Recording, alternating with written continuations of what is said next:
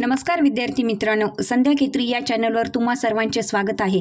आज आपण या व्हिडिओमध्ये पाहणार आहोत तलाठी भरती 2026 MPSC पॅटर्न प्रश्नपत्रिका, ग्राम महसूल अधिकारी सराव प्रश्नपत्रिका 5 यामधील महाराष्ट्राची स्थापना व इतिहास या विषयासंदर्भातील महत्त्वाचे प्रश्न व त्याची उत्तरे।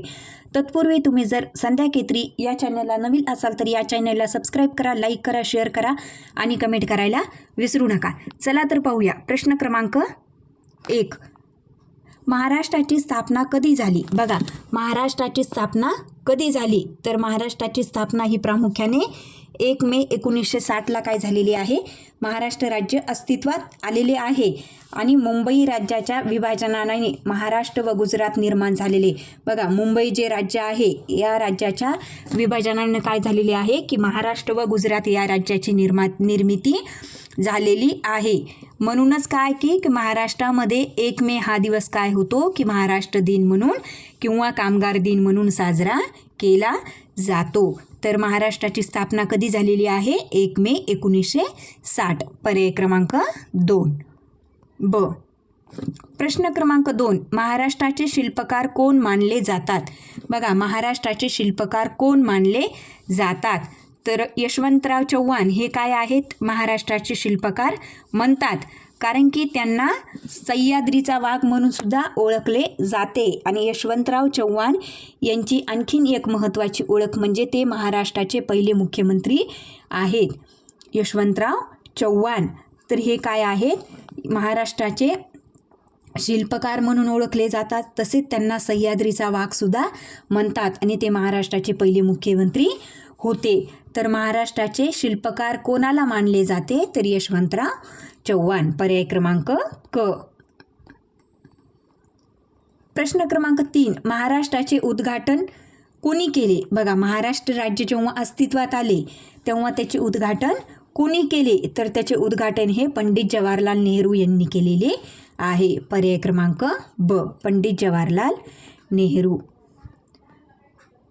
प्रश्न क्रमांक 4, मुंबई राज्याची स्थापना कधी झाली? बघा, मुंबई जे राज्य आहे त्या राज्याची स्थापना कधी झाली तर मुंबई राज्याची स्थापना ही, मुंबई राज्य काय आहे की हे द्विभाषिक राज्य आहे आणि ते द्विभाषिक राज्य म्हणून 1 नोव्हेंबर 1956 रोजी काय झालेलं आहे, अस्तित्वात आलेलं आहे।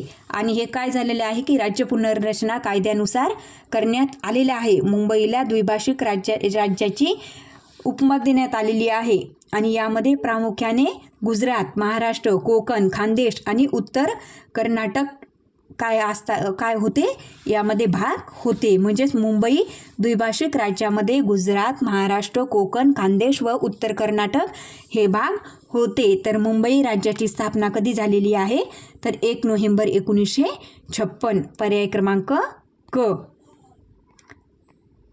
प्रश्न क्रमांक 5, मुंबई राज्याचे शेवटचे मुख्यमंत्री कोण होते? बघा, मुंबई जे राज्य आहे जे की 1 नोव्हेंबर 1956ला त्याची निर्मिती झाली, त्या मुंबई राज्याचे शेवटचे मुख्यमंत्री कोण होते तर शेवटचे मुख्यमंत्री कोण होते? यशवंतराव चव्हाण हे होते, जे की महाराष्ट्राचे पहिले मुख्यमंत्री आणि मुंबई राज्याचे शेवटचे मुख्यमंत्री होते। आणि ते 1956 ते 1960 या कालावधीत काय होते, मुंबई राज्याचे शेवटचे मुख्यमंत्री होते।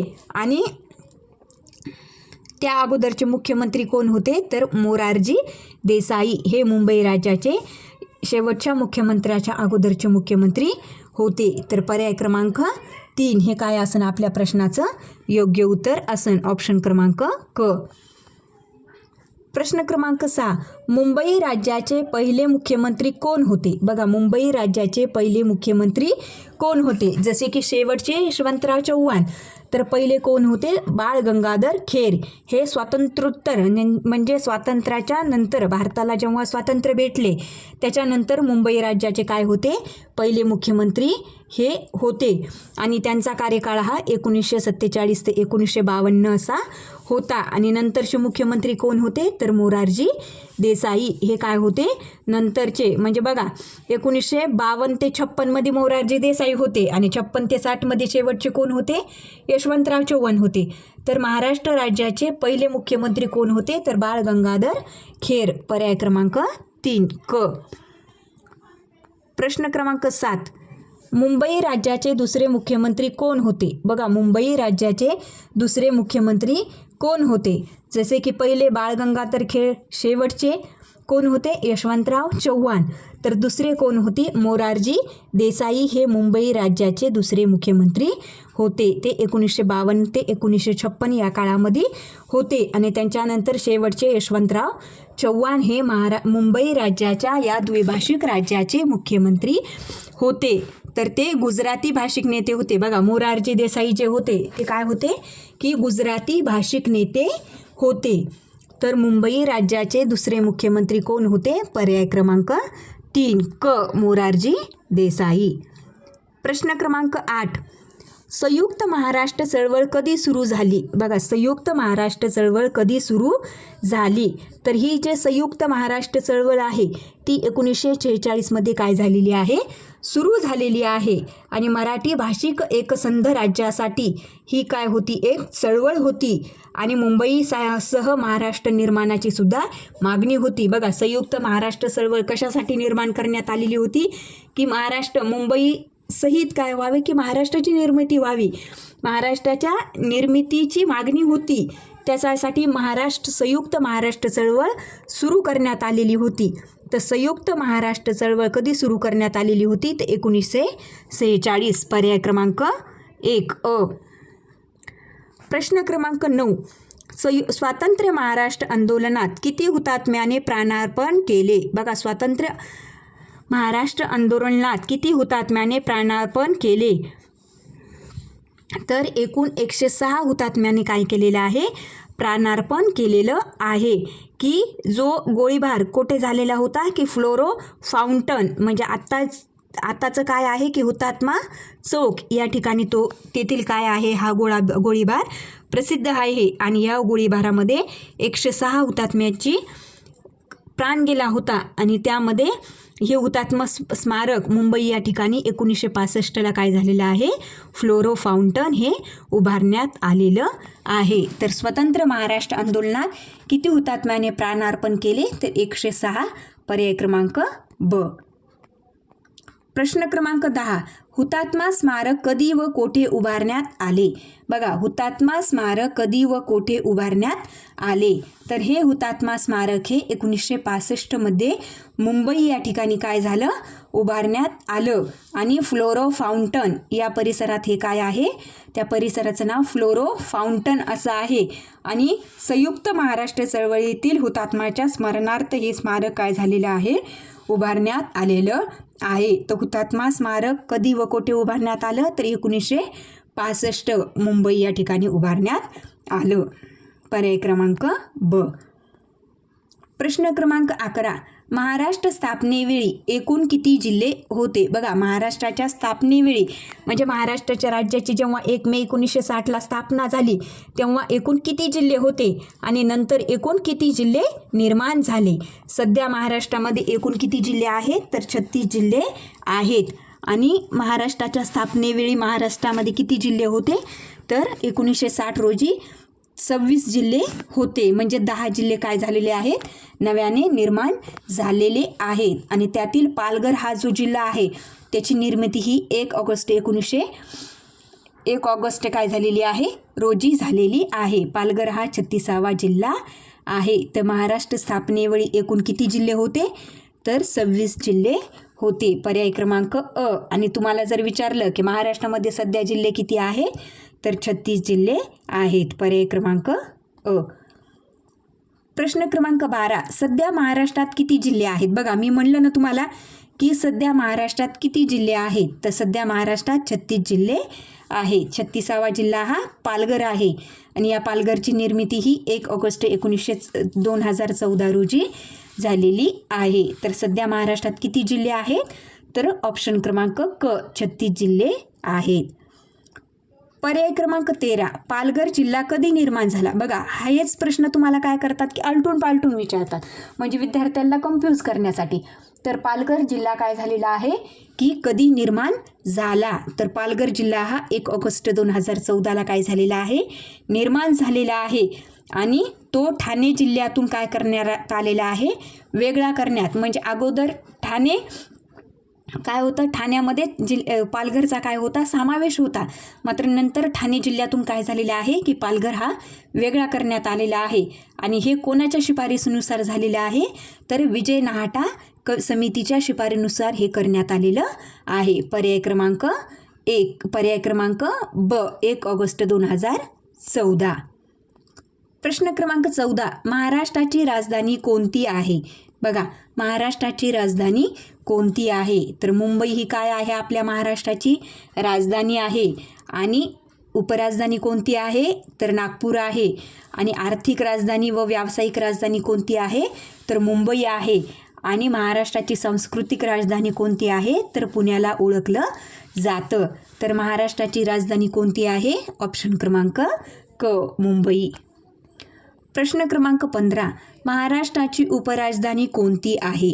बघा, महाराष्ट्राची उपराजधानी ही नागपूर आहे, की ज्या ठिकाणी प्रसिद्ध हिवाळी अधिवेशन भरल्या जाते, की ज्या नागपूर या दीक्षाभूमीत काय केलेलं आहे की डॉक्टर बाबासाहेब आंबेडकर यांनी धर्मांतर केलेलं आहे, बौद्ध धर्माची दीक्षा घेतलेली आहे. आणि नागपूरला काय होतं की प्रवेशद्वार असेही म्हटले जाते. तर महाराष्ट्राची उपराजधानी कोणती आहे? ऑप्शन क्रमांक ब, नागपूर. प्रश्न क्रमांक 16, महाराष्ट्राचे प्रवेशद्वार कोणते शहर आहे? बघा, महाराष्ट्राचे प्रवेशद्वार कोणते शहर आहे? तर महाराष्ट्राचे प्रवेशद्वार हे नागपूर शहर आहे. आणि भौगोलिकदृष्ट्या ते काय आहे? मध्यवर्ती आहे.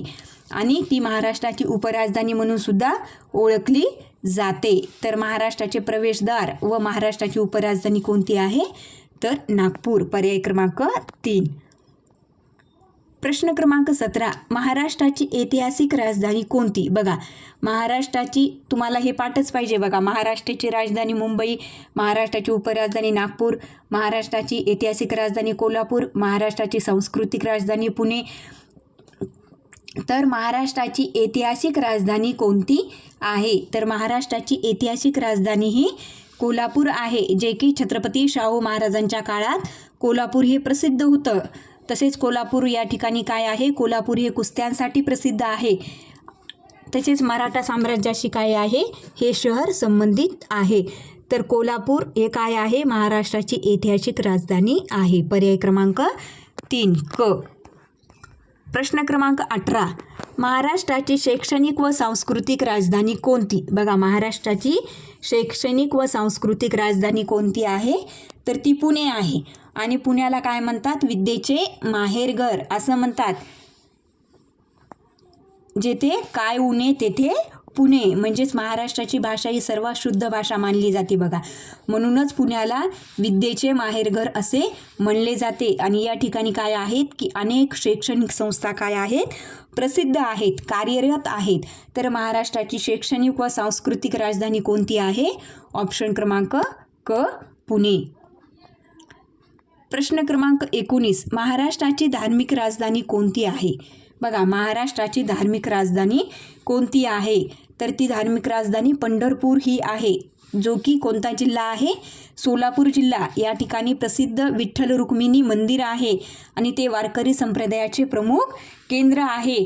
आणि या ठिकाणी आषाढी एकादशीला जे की असं कोणतंच देवस्थान नाही आहे की त्या देवाच्या पायावर दर्शन घेतल्या जाते, परंतु एकमेव पंढरपूर हे ठिकाण असं आहे की जेथे विठ्ठल रुक्मिणीच्या पायावर भक्ताला दर्शन दिल्या जातं, जे की आषाढी एकादशीला येथे कितीतरी लाखोंना लोक दर्शनासाठी येतात. तर महाराष्ट्राची धार्मिक राजधानी कोणती आहे? पंढरपूर, पर्याय क्रमांक ब. प्रश्न क्रमांक 20, मराठवाड्याची राजधानी कोणती आहे? बघा, मराठवाड्याची म्हणजेच राजधानी कोणती आहे? तर मराठवाड्याची राजधानी कोणती आहे? छत्रपती संभाजीनगर ही मराठ्यांची राजधानी, मराठवाड्याची राजधानी आहे. आणि मराठवाड्याची शैक्षणिक राजधानी कोणती आहे? तर ती लातूर आहे आणि मराठवाड्याचे प्रवेशद्वार हे परांडा आहे. बघा हे तीनही प्रश्न इथं क्लिक होतात तुमचे की मराठवाड्याची राजधानी कोणती आहे? छत्रपती संभाजीनगर. त्याच्यानंतर मराठवाड्याची शैक्षणिक राजधानी कोणती आहे? लातूर. लातूर हे ठिकाण मराठवाड्यामध्ये शिक्षणासाठी विशेष प्रसिद्ध आहे. आणि मराठवाड्याचे प्रवेशद्वार कोणतं शहर आहे? तर परांडा हे काय आहे? मराठवाड्याचे प्रवेशद्वार आहे.